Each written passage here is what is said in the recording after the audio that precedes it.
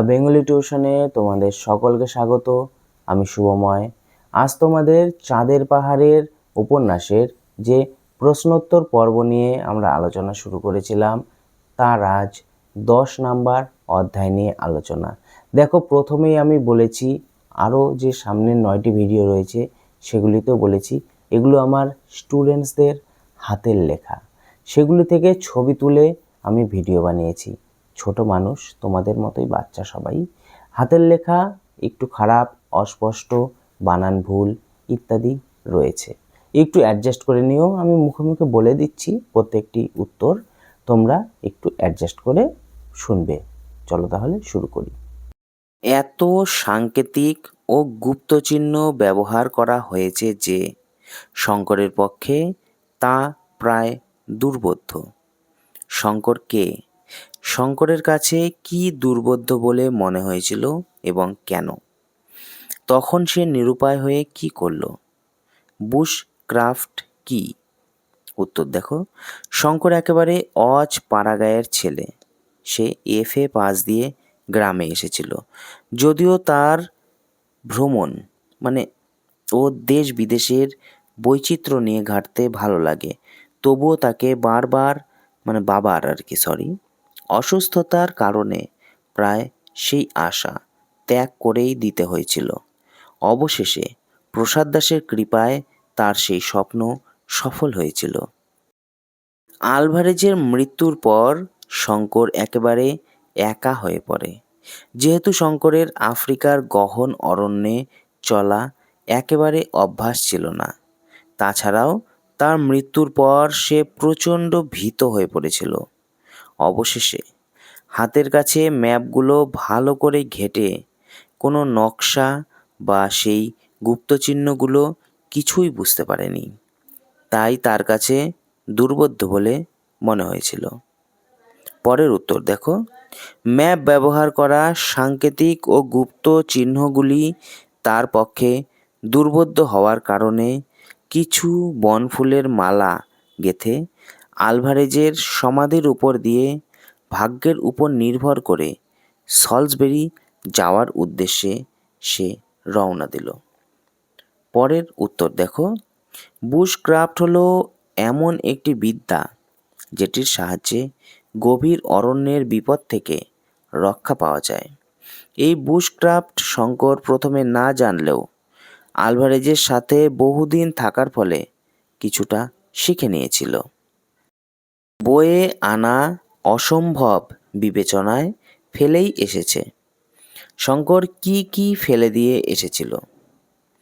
উত্তর দেখো, আলভারেজের মৃত্যুর পর মোটামুটি সব জিনিসই ফেলে দিয়ে এসেছিল। শুধু নেওয়ার মধ্যে আলভারেজের ম্যালনিকার রাইফেলটা, অনেকগুলো টোটা, জলের বোতল, টর্চ, ম্যাপ, কম্পাস, ঘড়ি, একটা কম্বল, দোলনা ও কিছু ওষুধ নিয়ে বাকি সবগুলোই ফেলে দিয়ে এসেছিল। পরের প্রশ্ন দেখো, একটা কৌতূহলের বশবর্তী হয়েই সে জিনিসপত্র বাইরে রেখে গুহার মধ্যে ঢুকলো। সে কে? সে গুহার মধ্যে যে বিপদের মুখে পড়েছিল তা নিজের ভাষায় লেখো। সেখানে সে প্রাণ বিয়োগের মুখোমুখি হয়েছিল কেন?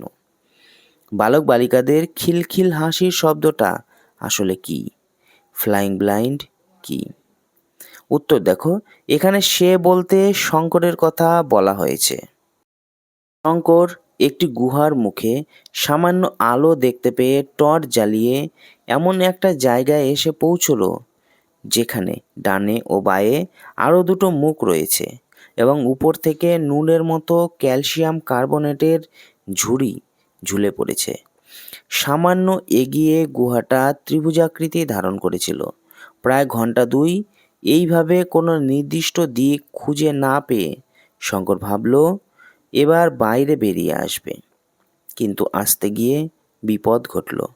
বাইরে বেরোনোর কোনো পথ সে আর খুঁজে পেল না। পরের উত্তর দেখো, গুহার গোলকধাঁধার মধ্যে পড়ে গিয়ে শঙ্করের মনের অবস্থা আরও দুর্বল হয়ে পড়ে। তার হাতের টর্চটি ধীরে ধীরে নিভে যায় এবং গুহার ভেতরের সব অখাদ্য কুখাদ্য সে খেতে থাকে। আর এই অখাদ্য কুখাদ্য খাওয়ার ফলে প্রাণ বিয়োগের মুখোমুখি পড়তে হয়েছিল।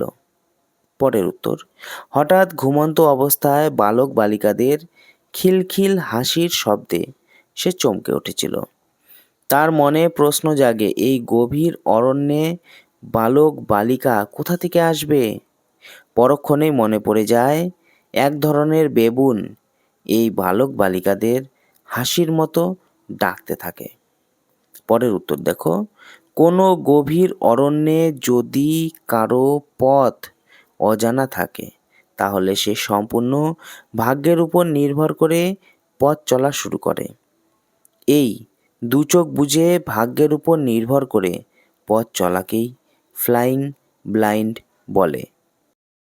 এই দুদিন চলেই সে সম্পূর্ণ দিগ্ভ্রান্ত হয়ে পড়েছে। কে দিগ্ভ্রান্ত হয়ে পড়েছিল? তার দিগ্ভ্রান্ত হওয়ার কারণ কি? পরের প্রশ্ন, দুদিন সে কিভাবে কাটায় তা গুছিয়ে লেখো। পঞ্চম দিনে সে কোথায় উপস্থিত হলো? উত্তর দেখো, চাঁদের পাহাড় গল্পে শঙ্কর দিগ্ভ্রান্ত হয়ে পড়েছিল। প্রথমত, আলভারেজের মৃত্যুর পর শঙ্কর সম্পূর্ণ একা হয়ে পড়ে। দ্বিতীয়ত, শঙ্করের গভীর অরণ্যে চলার কোনো পূর্ব অভিজ্ঞতা ছিল না। তাছাড়াও ম্যাপ ও তারা দেখে শঙ্কর দিক নির্ণয়ে ততটা সক্ষম হয়ে ওঠেনি, যার ফলে শঙ্কর দিগ্ভ্রান্ত হয়ে পড়েছিল। পরের উত্তর, প্রথম দিন শঙ্কর নিবিড় অরণ্যের মধ্যে সামান্য কয়েকটি জিনিস নিয়ে প্রবেশ করে। গাছের ডালে অনেকটা উঁচুতে দড়ি টাঙিয়ে দোলনা তৈরি করে, কিন্তু চিতাবাঘের অত্যাচারে সারা রাত প্রায় ঘুমোতেই পারেনি। আবার পরের দিন চারধারে নানা বন্যজন্তুর আওয়াজ পেয়ে তার ভয় সৃষ্টি হয়। এমনভাবে বেবুনেরা ডাক দিয়েছিল, মনে হয় বালক বালিকারা কোথাও হাসছে। পঞ্চম দিনে শঙ্কর একটা পাহাড়ের তলায় এসে বিশ্রামের জন্য দাঁড়ালো। সামনেই একটা বড় গুহা দেখতে পেল, যা থেকে জলস্রোত বেরিয়ে বনের মধ্যে একে একে প্রবেশ করেছে। শঙ্কর কৌতূহলবশত সেই গুহায় প্রবেশ করে। পরের প্রশ্ন দেখো, উফ, কি ভয়ানক অন্ধকার আর কি ভয়ানক নিস্তব্ধতা। কথাটির বক্তাকে, কোন স্থানের ভয়ানক অন্ধকারের কথা এখানে বলা হয়েছে? ভয়ানক অন্ধকারে ও নিস্তব্ধতায় পড়ে তারা কি অবস্থা হয়েছিল? এই অংশে বক্তার কিরূপ মানসিকতা প্রকাশ পেয়েছে? কথাটির বক্তা হলো শঙ্কর। এটা উত্তর শুরু হয়ে গেছে কিন্তু। শঙ্কর পঞ্চম দিনে যে গুহাটির সামনে গিয়ে পৌঁছেছিল এবং কৌতূহলবশত তার ভেতরে প্রবেশ করেছিল, সেই গুহার ভেতরে ভয়ানক অন্ধকারের কথা এখানে বলা হয়েছে। শঙ্কর কয়েকদিন ধরে গুহার ভেতরে অন্ধকারের মধ্যে শুধুমাত্র একটি টর্চের সাহায্যে বাইরে বেরিয়ে আসার চেষ্টা করে। ভেতরে তেমন খাওয়ার না থাকায় শঙ্কর জুতোর শুকতলাও চিবিয়ে খেয়েছে। আরশোলা, ইঁদুর, কাঁকড়াবিছা কোনো জীব না থাকায় জলের ধারের শ্যাওলাগুলি পর্যন্ত সে খেয়েছে। এই ধরনের জল চেটে তার জিভ ফুলে উঠেছিল। পরের উত্তর দেখো, শঙ্কর বহু চেষ্টা করেও গুহা থেকে বেরোতে না পেরে মনে করেছে যে সারা পৃথিবী যেন মরে গিয়েছে। সেই রকম পৃথিবীর এই জনহীন শ্মশানে শঙ্কর যেন একমাত্র প্রাণী হিসাবে বেঁচে রয়েছে।